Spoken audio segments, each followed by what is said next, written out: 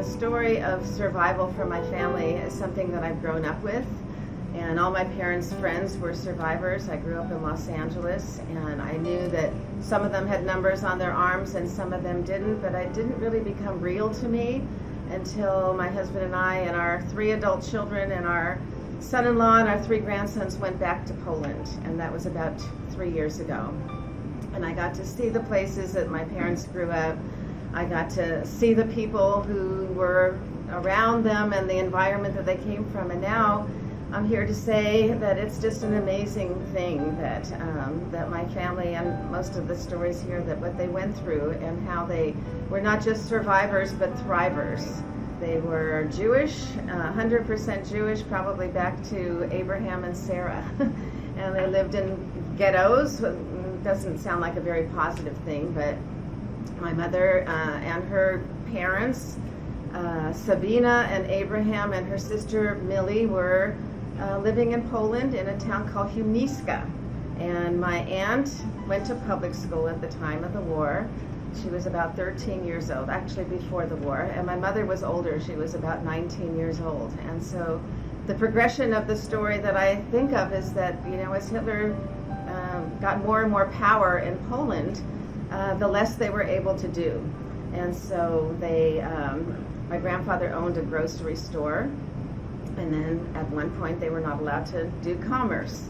My aunt went to school, and at one point she was not allowed to continue going to school any longer. And then there was a time where the Nazis, the Gestapo, came to their door and they said, you can't live here any longer, and so they needed to leave, only carrying what they had, only carrying what they could wear. And they went to a place, it was like a gymnasium in the town of Brzeżów. I can't speak Polish very well. And all the Jewish families were taken to this one gymnasium.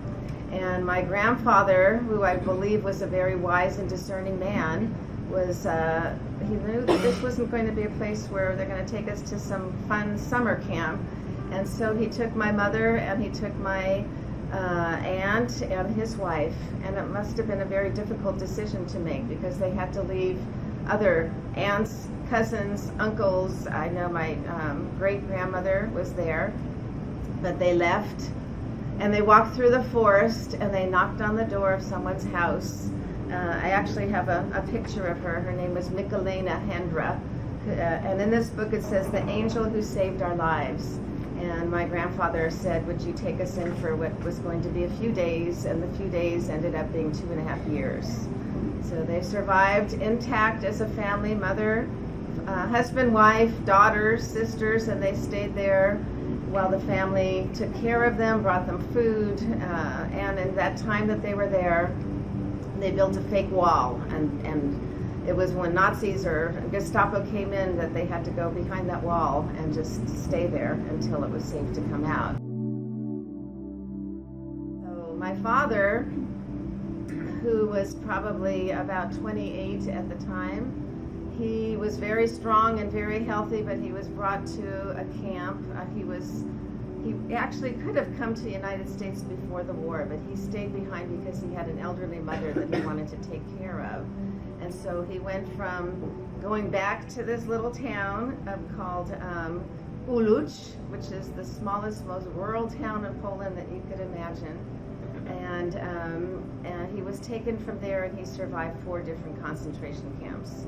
He survived Plaszow, he survived Skarżysku, he survived Buchenwald, and he was liberated from Mauthausen. So I have pictures to show, but what I love about my family is there isn't the pain in their faces. That I always remember my family as being kind. I think the stories that we've heard already is that we didn't just survive and expect to be given food stamps, but we've survived and we are thrivers.